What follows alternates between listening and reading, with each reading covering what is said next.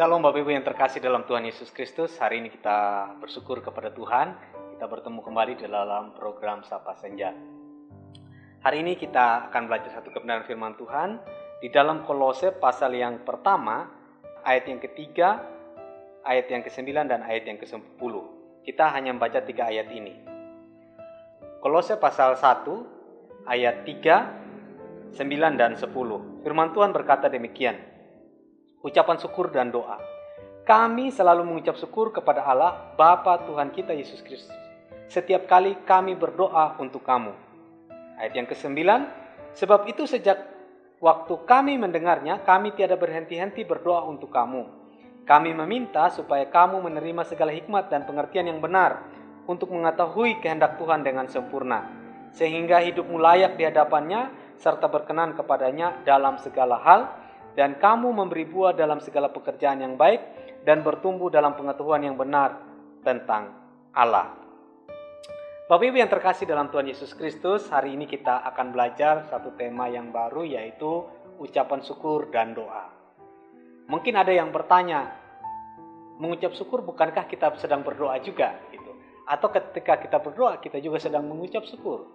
Ya, mengucap syukur dan berdoa itu ibarat dua sisi mata uang Bapak Ibu. Ketika kita berdoa, kita mengucap syukur kepada Tuhan. Dan bentuk ucapan syukur kita kepada Tuhan adalah, salah satunya adalah berdoa. Oleh karena itu, ada berkat-berkat rohani yang akan saya sampaikan pada sore hari ini, di mana 3 hal yang dapat kita pelajari dari ucapan syukur dan doa yang disampaikan oleh Rasul Paulus kepada jemaat di Kolose. Kalau kita membaca ayat 3 di sana dikatakan, kami selalu mengucap syukur kepada Allah, Bapa Tuhan kita Yesus Kristus, setiap kali kami berdoa untuk kamu. Jadi berkat pertama dari ucapan syukur dan doa Rasul Paulus di sini adalah dia mengatakan kami selalu mengucap syukur kepada Allah. Ya. Bapak Ibu yang terkasih dalam Tuhan Yesus Kristus, menjadi orang percaya itu adalah sesuatu yang luar biasa. Ya. Itu anugerah yang luar biasa dari Tuhan. Oleh karena itu, tuntutan yang harus kita penuhi adalah kita harus mengucap syukur kepada Tuhan dalam segala sesuatu. Kalau di sini Rasul Paulus katakan, di dalam doa kami mengucap syukur. Ya, setiap kali kami berdoa untuk kamu.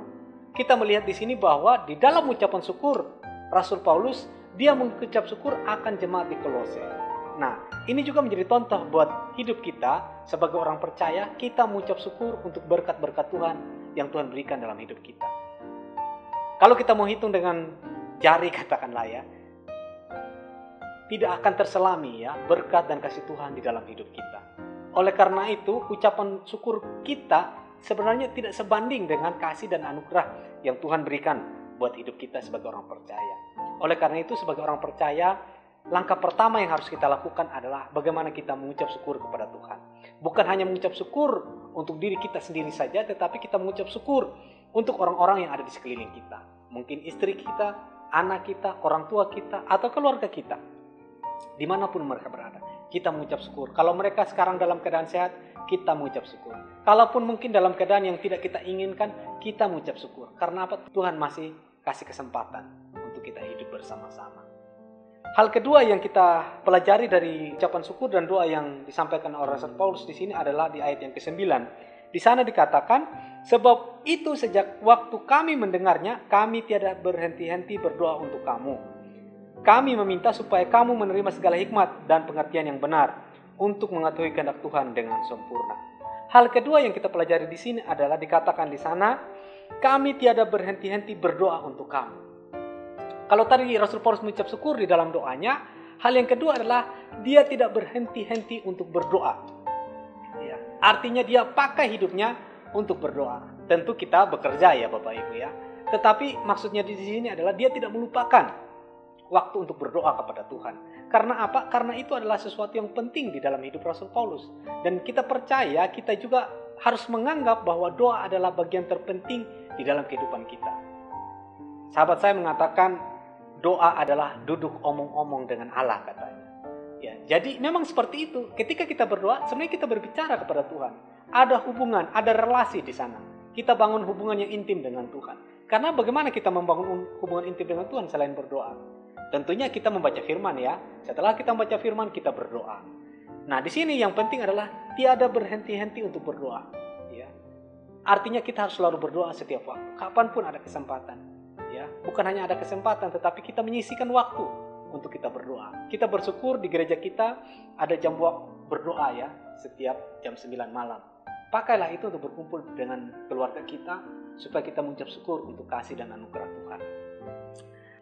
Di dalam Lukas pasal 18, kita menemukan ada satu perumpamaan bagaimana Tuhan menjelaskan bahwa doa itu sangat penting di dalam kehidupan orang percaya. Dengan tujuan supaya kita tidak jemu-jemu di dalam berdoa. Saya akan membacakannya di dalam Lukas pasal yang ke-18. Di sana mengatakan demikian. Yesus mengatakan suatu perumpamaan kepada mereka untuk menegaskan bahwa mereka harus selalu berdoa dengan tidak jemu-jemu. Jadi Tuhan Yesus sedang mengajarkan kepada murid-murid supaya mereka senantiasa berdoa. Lalu perumpamaannya berkata demikian. Katanya, dalam sebuah kota ada seorang hakim yang tidak takut akan Allah dan tidak menghormati seorang pun. Dan di kota itu ada seorang janda yang selalu datang kepada hakim itu dan berkata, "Belalah hakku terhadap lawanku." Beberapa waktu lamanya hakim itu menolak. Tetapi kemudian ia berkata dalam hatinya, "Walaupun aku tidak takut akan Allah dan tidak menghormati seorang pun, namun karena janda ini menyusahkan aku, baiklah aku membenarkan dia supaya jangan terus saja ia datang dan akhirnya menyerang aku." Bapak Ibu yang terkasih dalam Tuhan Yesus Kristus, ayat ini unik karena memang jarang Tuhan Yesus memakai karakter ya, yang dipakai oleh Tuhan Yesus itu karakter yang ya dalam tanda kutip kurang bagus begitu ya. Nah, tetapi kita melihat di sini bukan masalah hakimnya, tetapi bagaimana Tuhan mencontohkan supaya kalau kita terus-menerus berdoa kepada Tuhan, ya, maka Tuhan pasti akan menjawab.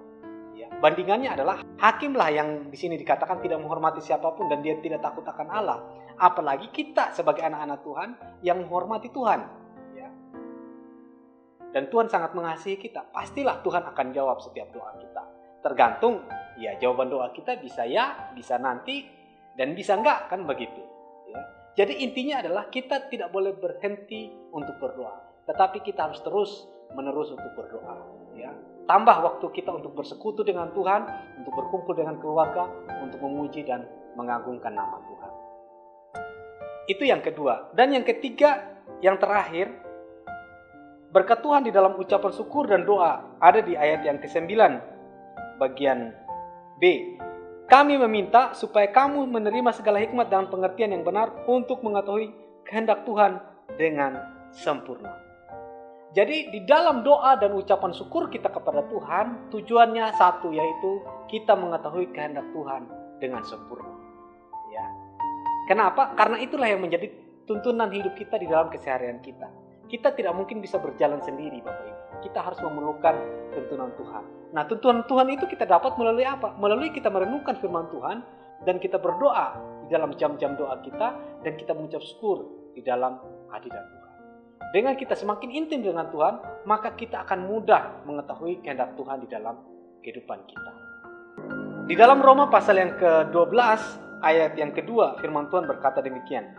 Janganlah kamu menjadi serupa dengan dunia ini, tetapi berubahlah oleh pembaharuan budimu, sehingga kamu dapat membedakan manakah kehendak Allah, apa yang baik, yang berkenan kepada Allah, dan yang sempurna. Ya. Di Roma di sini katakan bahwa kehendak Allah adalah apa yang baik, yang berkenan kepada Allah, dan yang sempurna.